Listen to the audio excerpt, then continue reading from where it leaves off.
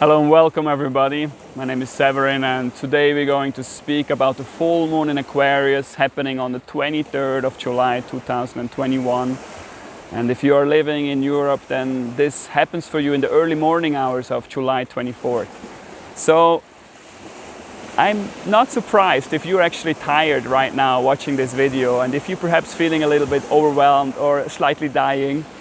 It's not boring, the life we're having, isn't it? Like this year, again, is a roller coaster and it's amazing. Like every new moon and every full moon, it's really like, it's so much for me to digest as well and just speak about and summarize it in a way that to condense it. So I really hope my sharing supports your process and helps you in where you're at. It's a lot that we're going through on an individual and on a collective level right now.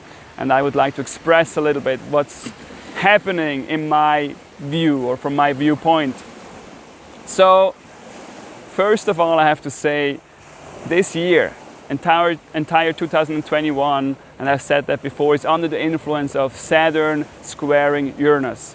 And these two planets are still squaring, and it's basically the falling apart of the capitalistic system. It's this tradition that we have lived by, that we just need to work more and harder, and then the GDP is going up, and then everybody is having more value on their bank account, and therefore with 65 we can live a happy and fulfilled life. And that's just not working anymore. Like the old way of living is falling apart, and that's also because we're moving from the age of Aquarius, from the age of Pisces into the age of Aquarius. So Age of Pisces is simply as well like digesting and burning out karma, but the Age of Aquarius is really waking up to be a unique individual and stepping into our own journey and living a human life. And being human is being very vulnerable and reaching out for help and building community and actually working and supporting each other and not competing and being the richest, and trying to get out more of the world that has only limited resources. It's about realizing that we all are connected and we're only helping each other or like by living the life we have. So this kind of little bit feel like that we are being brought to our feet or humbly to our knees. Because 2 weeks ago when we had the Cancerian new moon, and Cancer stands very much for overwhelming emotions. Remember, I was speaking about an overwhelming breakthrough because Pluto was opposing the moon and the sun. So Pluto always stands for death and challenge and destruction, you know, all these wonderful words that we would never dare to go to, but actually are so enlivening, because if something old falls away that doesn't serve us any longer, something new can rise instead that feels more authentic and more truthful. And that's happening right now, but it's really scary because, oh my God, I don't know what's coming out on the other side. I'm really dying, and it feels so real when this emotional intensity is overtaking us. So basically, or perhaps it was a little bit dramatic 2 weeks ago, like it really took you out of your comfort zone and it brought up emotions that you never had realized they're even alive in you, and that you have to acknowledge that you're under their reign. And so now with this full moon, which I call riding the waves or learning to ride the waves, you know, the ups and downs of human life, we're all learning, right? And we feel probably like, if you like me, like falling down and being a terrible surfer. And we need some more lessons. And well, we are in the lesson. And the lesson is simply by right now, Pluto is over the moon, and Pluto is also opposing the sun. And then in close distance is also Saturn, so Saturn is also conjunct the moon.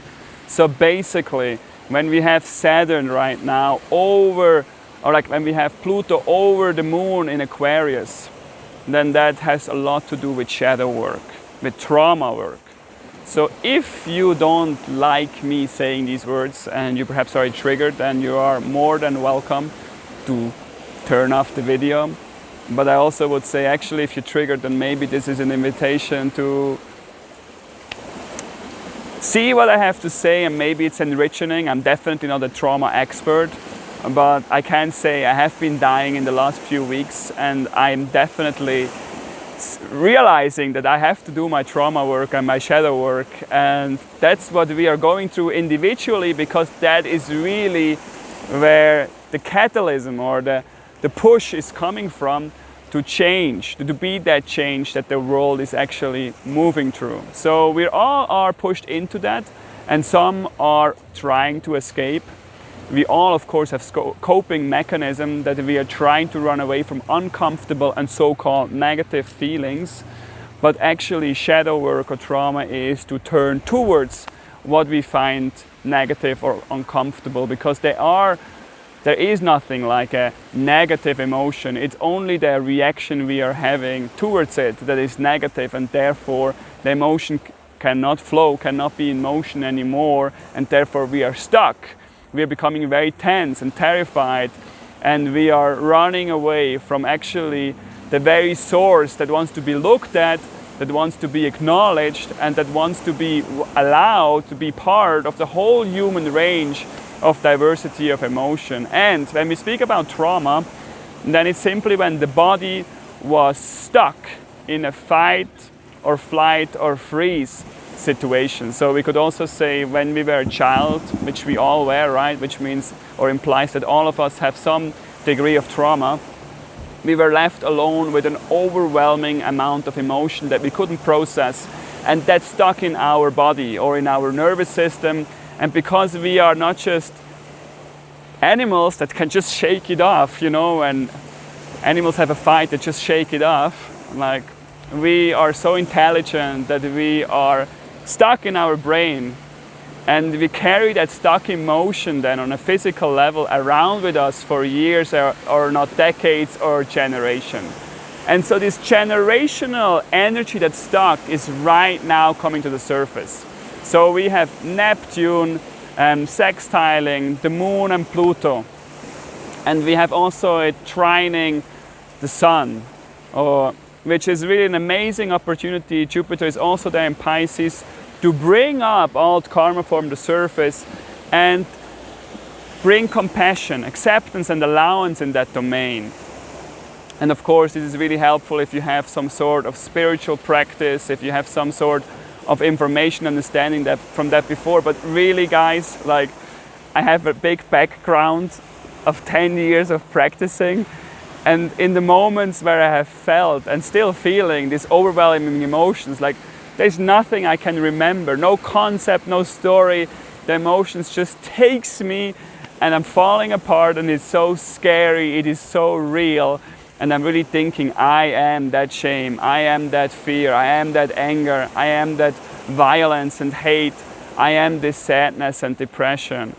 And it's basically true shadow work where we have hopefully already learned, and if not, then it's really the time now to realize that we need to cultivate some sense of awareness.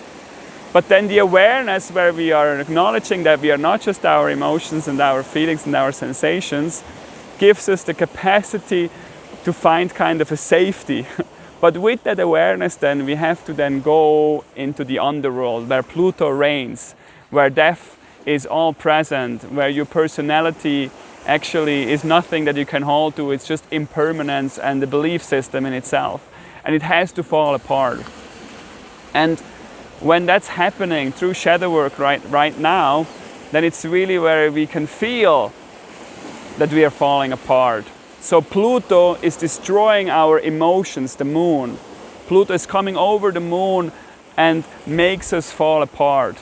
It's where we maybe have some sort of depression, or we maybe have been feeling some emotions, you know, especially if we are so in a culture where we're so trimmed to think positive, to feel good and to smile and to be nice and to follow the rules and wear the masks and do the precautions to protect our fellow citizens. And then it's really like this place where we have to come to terms what is actually there underneath. And maybe it's not even, you know, the problem that we're having right now. It's actually older than this relationship or this problem that we are facing right now, and it's actually generational, and it's coming, or we can trace it back to our childhood. So also right now, because the moon and the sun are opposing each other, there, and Pluto is there can be a lot of conflict in relationships, a lot of power struggle where you suddenly feel, you know what, that doesn't work anymore. Or you feel really angry because you feel that pain, you feel that fear, and you feel like not fully being accepted. You're not being fully seen. And actually, you know, trying to hold it all together and being nice and friendly, it just doesn't work anymore because there's such a richness in your life that you need to feel accepted. And if you cannot look there yourself, then you reach out to other people and say, please, please, like I'm having this going on and that going on and that pain and this worry and this sadness and this fear and this pain. And you look for somebody that can listen to you and can understand you and can give you the acceptance that then you can hopefully give yourself again. So it's really also a moment where we learn to be more authentic, to share the whole spectrum of being positive and negative, and also realize that no matter how much we're trying to see the bright side of the future or the opportunities, actually when we are having a memory that's sitting so deep that we cannot even remember it because it's in our subconscious, then it affects our entire way of being. It's a reactivity, a way of behaving that our nervous system would actually like to get rid of.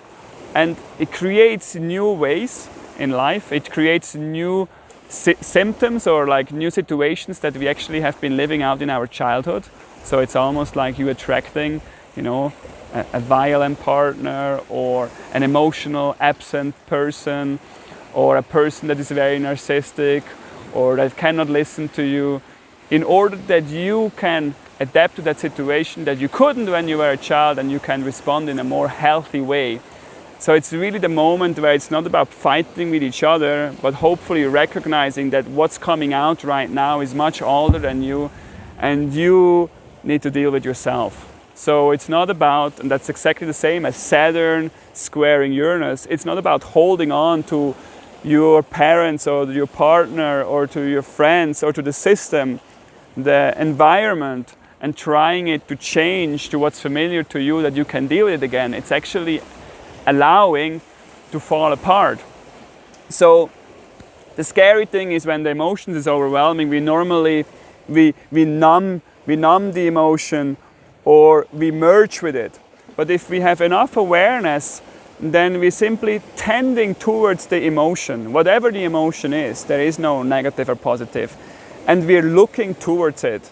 And we're becoming curious, and sometimes people even like, there's so many people reaching out to have a retreat at the Hermitage, and I have a lot of sessions, and I'm as well actually in therapy with somebody who's helping me. Like we all need to be reflective because we cannot fall apart and hold space for ourselves simultaneously. Yes, we can fall apart, but it's so good to feel that we are not alone. And right now with this Saturn and Uranus square, we can feel very lonely and it can be very painful to what we go through. But basically what I'm saying is like we're turning towards that emotion and just becoming aware of it. So there's nothing that we have to do, we just want to give it attention.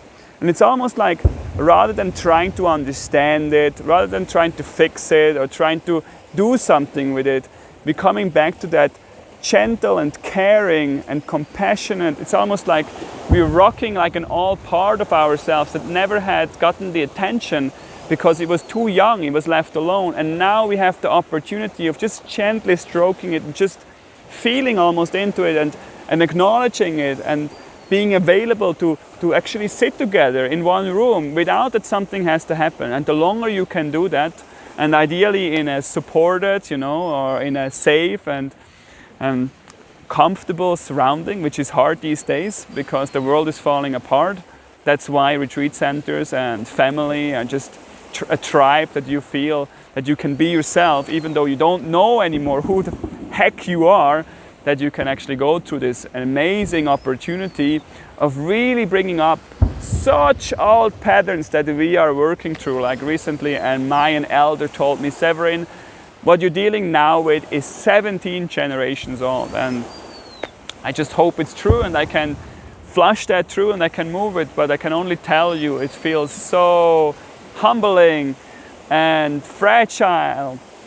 And I'm so sensitive, and it's so important for me that I have people that I can actually, that they're not pretending, or they can actually acknowledge that they're also falling apart, and that I can just be myself with that process. And I don't know what's coming out on the other side, but I really feel like the mind is becoming calmer, and I don't need to know the future and how I'm gonna deal with the separation or the issue, the problem, the dilemma, the worries, the money, the security, but actually we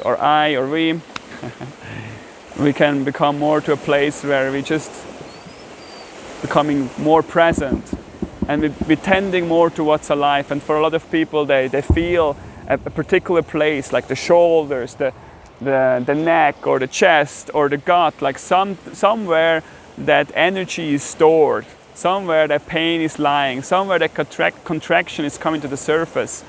And it's time right now with this Aquarius full moon, and Aquarius is about finding a little bit more detachment, or not even detachment, but space from which we can tend towards what's alive. So I really recommend that you are still having fun and distracting yourself, because it's really overwhelming, but you're not running away from what is alive right now, because that's where we need to attend to. So, and also saying that, just want to mention, by doing that, you're not just helping yourself, also by speaking about it and sharing it with others. There's so many people right now, I'm feeling very, very challenged. And if you are opening up to your vulnerability, it really gives somebody else the opportunity to also admit and to share and to realize that we're all together in this journey. And it's frightening, and it's actually wonderful, because it's really an upgrade for humanity waiting for us to step into, and to also just trust the journey, and that we are, because of trusting, don't need to understand the next step, but that we can really come to a place where we are here with our own pain right now, and we are becoming gentle with it. So I don't know what I should wish you, but I wish you the whole spectrum of being human, and that you can love yourself with whatever comes up, and that I can only say I feel really, becoming more and more human, and it's beautiful. All right, I wish you a beautiful full moon, and since you have made it so far, I also want to say that please stay critical to the information. There is such an agenda being played upon us, where we are just slowly, the media is turning up the volume of 2 or 3 weeks ago it was no, it's optional if you want the vaccine or not, or no, we will not have any vaccination for children, and now it's becoming more and more no, it's obligatory, or we will actually reduce the age of children. And I wouldn't be surprised if it's actually going down to infants and newborns, simply because they want to make that vaccination obligatory and everybody having it. And even that, if that's the case, it just doesn't make any sense, especially now that this new Delta strain, which is probably not the last strain that's occurring, is not actually when you have a vaccine,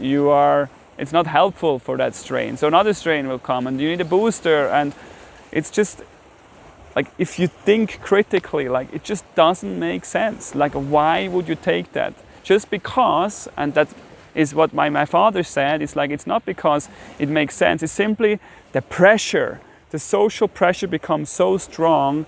If you are not admitting to it, then you are socially not accepted anymore. And that's why you give in, just in order to be free. But that's exactly my question. Is this really freedom? So, and that everybody has to answer that for him and herself. I don't feel that we can even convert somebody to that information, because it's not because you know mentally, even though you understand that on a mental level. If your fear is so strong, you will give in anyway. And that is where it's really played on our fears. So this is where it comes back to shadow work. We need to ultimately confront our fears in order to make peace with the whole range of who we are and fall apart to give birth of something bigger than ourselves. So with this, I'm saying goodbye and I love you.